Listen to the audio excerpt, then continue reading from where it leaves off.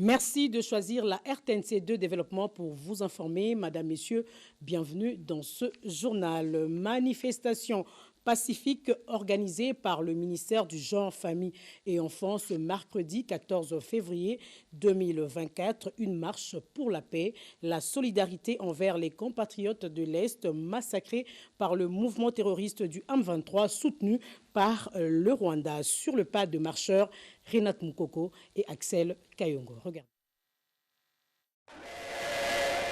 Tout a commencé sous un soleil accablant vers 10 h à la place de la gare centrale de Kinshasa. L'on pouvait apercevoir un peloton des femmes de toutes tendances confondues, accompagnées de quelques hommes qui s'inscrivent dans une logique de masculinité positive. Ensemble, de noirs vêtus, banderoles entre les mains, portant des inscriptions telles que « Stop au viol et au massacre de Congolais ». Ces manifestants ont bravé la chaleur pour dénoncer le silence de la communauté internationale face à l'agression rwandaise par le biais du M23.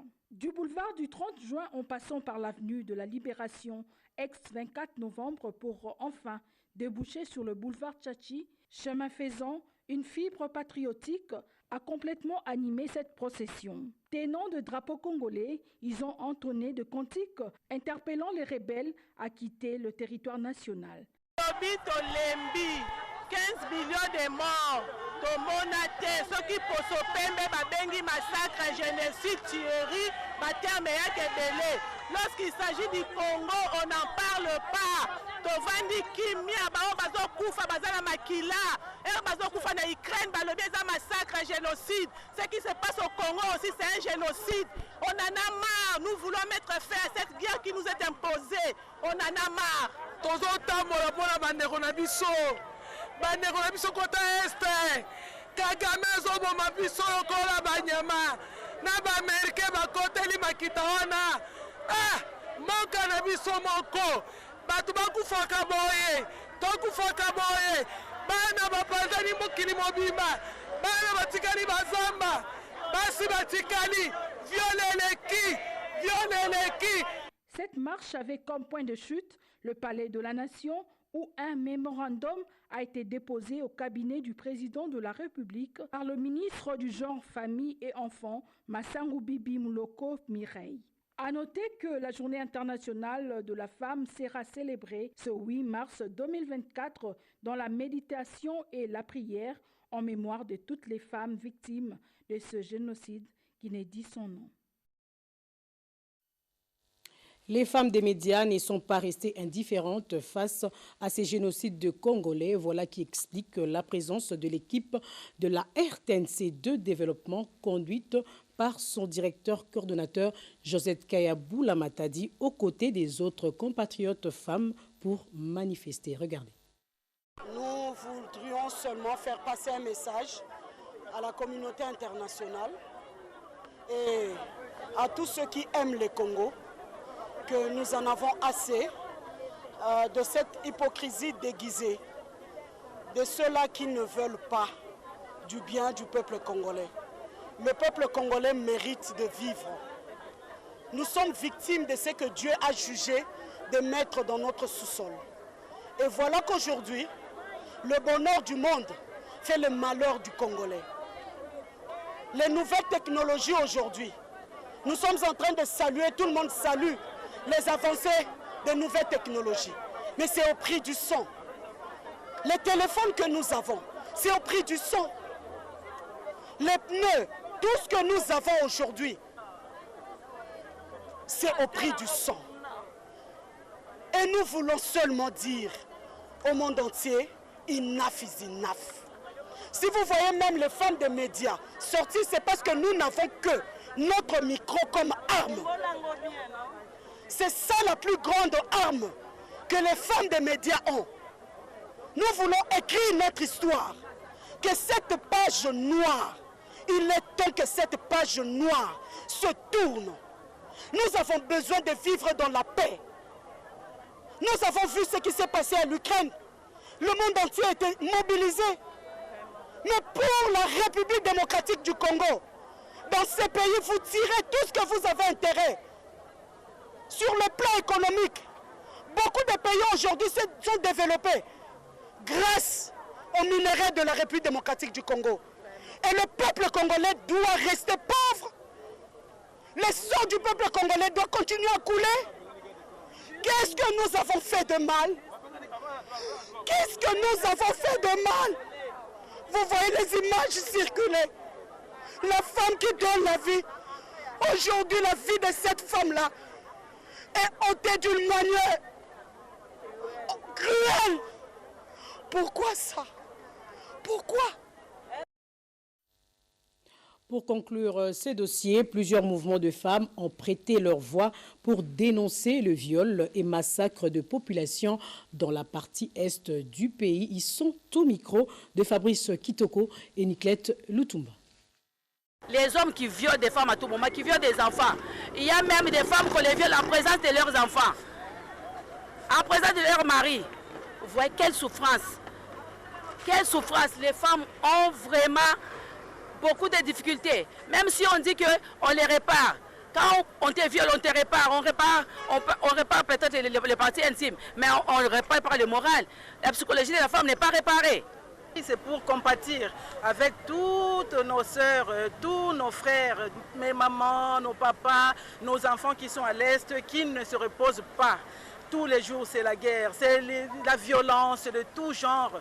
Et nous sommes mamans, nous sommes vraiment abattus par cette situation qui dure depuis des années et des années. Si nous avons marché aujourd'hui, c'est justement pour venir soutenir cet engouement ici qui va contribuer à ce que cette guerre-là cesse, pour que les autorités sachent prendre de bonnes décisions pour que notre pays sorte de ce deuil qui ne fait que durer. La marche d'aujourd'hui signifie le ras-le-bol des femmes congolaises pour tout ce qui se passe à l'est de notre pays. Vous nous voyez en tenue noire. C'est pour dénoncer. Nous avons décidé de soutenir notre président de la République dans son second mandat, qu'il a appelé le mandat de la consolidation des acquis. Que rien, alors rien, ne puisse constituer un obstacle au bon fonctionnement de la République démocratique du Congo. Vive Fatou Béton, président de la République. Toutes les femmes sont derrière vous.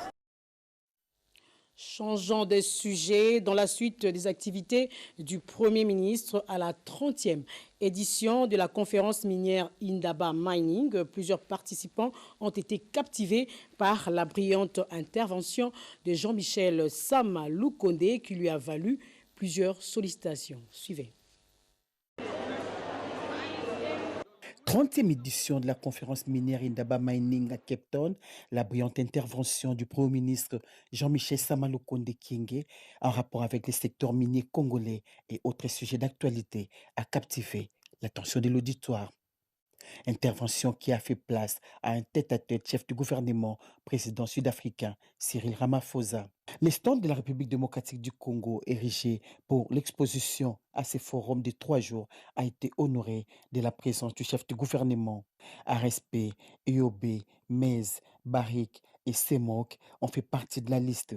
Jean-Michel Sama Lukonde Kyenge a terminé sa visite des stands par ceux de la Zambie et de l'Afrique du Sud, pays hôtes. Le chef de l'exécutif national a à l'occasion encouragé et exhorté les responsables des secteurs étatiques et privés évoluant dans les secteurs miniers à poursuivre leur mission d'attirer le plus d'investisseurs en République démocratique du Congo.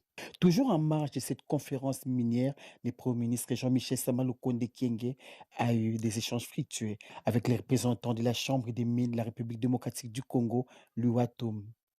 Un tour d'horizon du secteur minier congolais a été fait. Vous savez, le Premier ministre a toujours une oreille attentive à l'industrie minière dont il est lui-même issu, mais également faire un tour d'horizon des problèmes du secteur minier, notamment du point de vue, non pas des tracasseries dans la fiscalité et la parafiscalité, qui sont des sujets que nous gérons au quotidien, mais plus à un niveau stratégique, d'attirer les investissements pour que notre secteur minier puisse grandir davantage.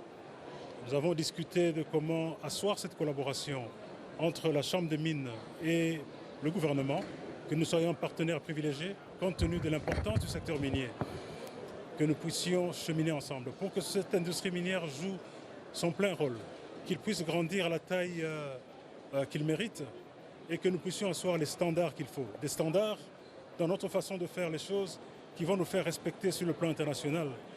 Avec le directeur général de la GECAMIN, il a été question d'évaluer la situation actuelle de cette entreprise minière. La GECAMIN a toujours eu des partenaires étrangers. Ce n'est pas la première fois que la GECAMIN va travailler avec des partenaires étrangers. Nous avons des partenariats et nous continuons à fructifier les partenariats. Et nous travaillons aussi en interne pour relancer la GECAMIN comme mission qui nous a été confiée par le chef de l'État. Et un contrat vient d'être signé à Cape Town dans les secteurs de l'infrastructure entre l'entreprise Kuma et la Banque sud-africaine de développement en présence du chef de l'exécutif national Jean-Michel Samalukonde en vue de l'accessibilité en République démocratique du Congo par les routes vers la diversification de notre économie avec inclusion numérique. Regardez. Ces contrats, République démocratique du Congo, Banque sud-africaine de développement et l'entreprise Kuma, signés à Cape Town, visent la construction des infrastructures routières en RDC. En présence du Premier ministre et chef du gouvernement Jean-Michel Samalukonde Kyenge, les ministres des ITPR et des Finances représentant la partie congolaise.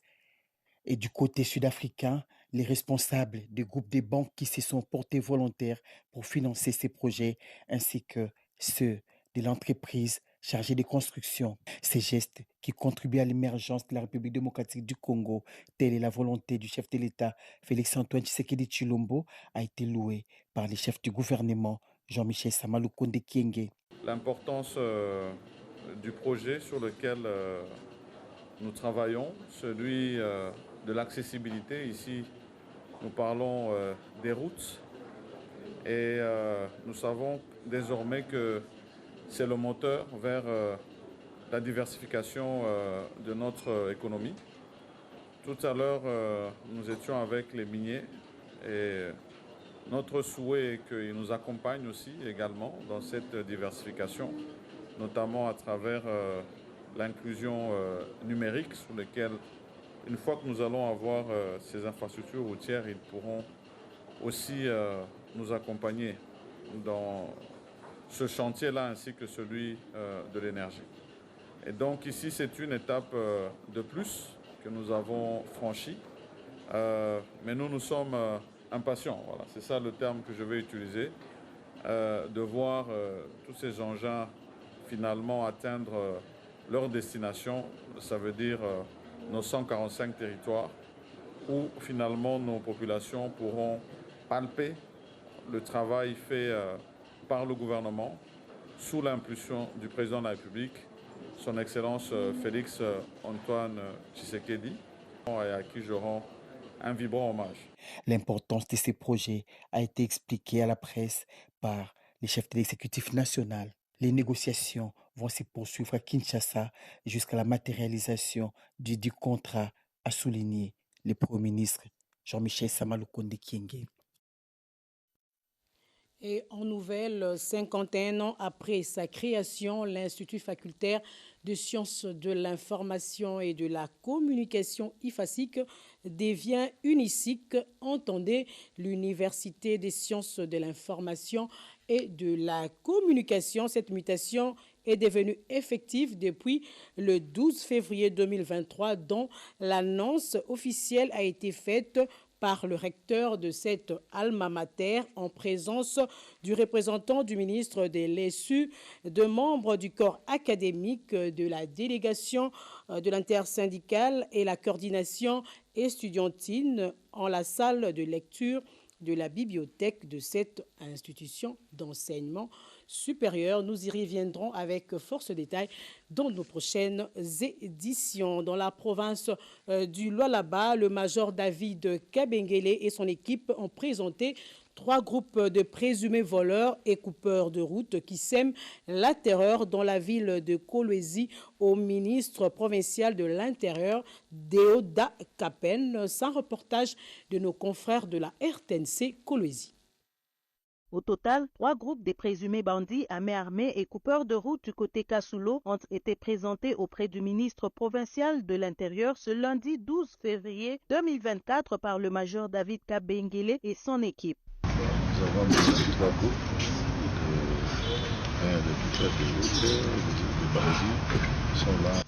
Le premier groupe de 9 présumés coupeurs de route munis des armes blanches. Le deuxième est constitué de 5 présumés bandits munis de 2 armes à feu, quelques armes blanches et des somnifères. Le troisième est constitué de 7 présumés criminels munis de 2 armes AK-47. Dans ce groupe, il y a un récidiviste, 2 militaires et un motocycliste qui leur sert de guide pour cambriolage. Le ministre Deoda Kapenda Okapenda a instruit les services de sécurité de les identifier correctement et de les mettre à la disposition de la justice pour qu'ils soient jugés. Que chacun d'entre eux soit photographié. Sur chaque fiche, qu'il y ait une photo. Nous sommes dans un pays où tout le monde cherche la quiétude. Nous voulons une chose, le développement, et nous combattons le développement parce que la nuit, on dit tous les chats sont gris. À partir de 19h, pendant que les bons citoyens dorment, vous, les vrais citoyens aussi, vous vous réveillez. Merci, commandant. Vous êtes à féliciter. Je vais faire rapport à l'autorité provinciale qui a toujours une oreille attentive, surtout en matière de sécurité. Mais entre-temps, la liste des gens que vous allez amener au parquet, mettez-nous en copie. Parce que cette fois-ci, nous allons suivre avec nos amis de la justice pour que la population ne dise pas on l'a arrêté hier ou on l'a libéré demain. Juste après, ils ont été conduits au cachot en attendant que leur dossier soit transféré à l'auditorat militaire et au parquet. L'humanité célèbre la fête des amoureux ce mercredi 14 février 2024. Une fête libertine, religieuse, païenne qui tire son origine au XIVe siècle en Grande-Bretagne. Nathalie Moussoungou retrace l'historique de la Saint-Valentin. Regardez. Selon la version officielle, Valentin était un prêtre chrétien et un médecin de l'Empire romain. Accusé de marier en secret de jeunes amoureux, il est mort en martyr le 14 février en 270 après Jésus-Christ. Il a été décapité après avoir été battu et supplicié à coups de jets de pierre. L'origine réelle de cette fête est attestée au XIVe siècle dans la Grande-Bretagne, encore catholique, où le jour de la Saint-Valentin du 14 février était fêté comme une fête des amoureux. Ceci laisse à croire que les oiseaux choisissaient ces jours pour s'apparier. À la question de savoir pourquoi les noms de Saint-Valentin, Valentin de Terni ou Valentin de Rome, fut donc un prêtre et moine que l'empereur Claude II a fait condamner à mort après qu'il avait interdit les mariages et alors que Valentin continuait de marier les couples secrètement. Raison pour laquelle cette légende, 14 février, est la date liée à son martyre. L'histoire raconte que, juste avant d'être décapité, Valentin rendit la vue à sa bien-aimée en lui envoyant un petit mot signé « Ton Valentin ». En République démocratique du Congo, la traditionnelle fête de la Saint-Valentin est célébrée aussi le 14 février de chaque année. Les Congolais restent optimistes sur les sens à donner à cette célébration. Pour certains, cette fête ne concerne que le marié est donc officiellement autorisé à se manifester leur amour. Tous les hommes et femmes amoureux ont droit à savourer leur amour. Et d'autres, par contre, brandissent leurs croyances religieuses, considèrent qu'il s'agit d'une fête diabolique et païenne. Pour la petite histoire, la célébration de la dite fête est progressivement entrée dans la culture quinoise, mais aussi congolaise. Chaque 14 février, les amoureux échangent des cadeaux et s'habillent en rose et rouge, emblème de leur passion. Une occasion propice pour les fleuristes, tenanciers des bars et terrasses et boîtes de nuit de faire salle comble tous les 14 février.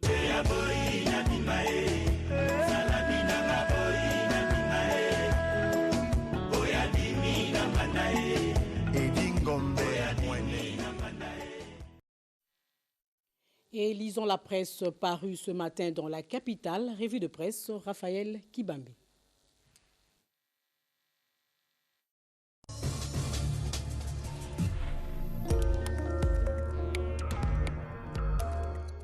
Un appel au calme et à la solidarité autour du commandant suprême des forces armées de la République démocratique du Congo a été lancé mardi. Mesdames, Messieurs, bienvenue dans cette balade des journaux parus dans la capitale RD congolaise ce mercredi 14 février 2023. Démarrons avec l'ACP qui titre Appel au calme et à la solidarité autour des forces armées. Au cours du briefing du gouvernement sur les mesures sécuritaires prises face aux actes de violence contre les diplomates étrangers, le personnel de la MONUSCO ainsi que leurs biens, un appel au calme et à la discipline a été lancé à tous les compatriotes en unissant leurs forces autour du commandant suprême des forces armées et de la police nationale congolaise, a déclaré Peter Kazadi, vice-premier ministre, ministre de l'Intérieur et Sécurité. Restons sur le même chapitre avec la prospérité qui titre « Le gouvernement condamne et appelle tous les Congolais à la non-violence ». À la suite des manifestations connues dans la capitale congolaise, d'autres mesures notamment ont été prises, celles interdisant la circulation des motos-taxis dans la commune de la Gombe. En deuxième lieu, l'interdiction de tout attroupement de plus de 5 personnes dans la commune de la Gombe, l'interdiction des vendeurs ambulants ainsi que tous les sans-abri qu'on appelle Chege. Guerre du M23, Jean-Pierre Bemba confirme l'implication de la MONUSCO et de la SADC aux côtés des FARDC, reporte Forum des As. C'était lors d'une interview accordée à la presse locale où Jean-Pierre Bemba a indiqué que la MONUSCO fait partie intégrante des opérations en cours dans le Nord Kivu, aux côtés des FARDC. Face aux inquiétudes et hostilités envers cette mission onusienne, le vice-premier ministre a tenu à apaiser la population sur son engagement pour le rétablissement de la paix dans cette partie du pays. Il les a même félicités pour ce travail remarquable qu'ils font aux côtés de nos forces armées, a souligné le patron de la Défense nationale et ancien combattant. Le vice-premier ministre a aussi confirmé l'implication de la communauté de développement de l'Afrique australe, SADC en sigle, aux côtés des FARDC, qui combattent activement avec de nouveaux éléments de cette organisation régionale et qui renforcent chaque jour l'effort commun. Changeons de chapitre pour terminer avec Africa News, qui écrit dans ses colonnes intérieures « Ministres députés ont 8 jours pour choisir ». Une première mission légale que le bureau provisoire de la Chambre basse du Parlement a accompli pour permettre aux élus de la 4e législature de la 3e République de recouvrer leur pouvoir de député.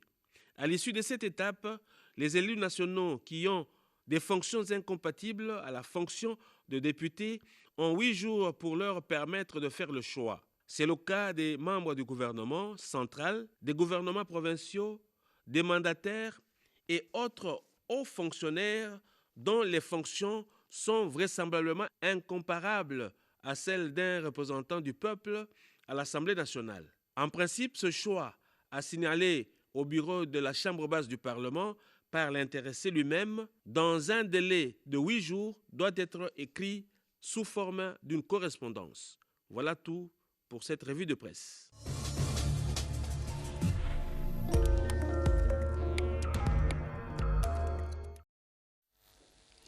Voilà, ce journal se referme. Merci de l'avoir suivi et le programme continue sur la télévision du développement. Au revoir.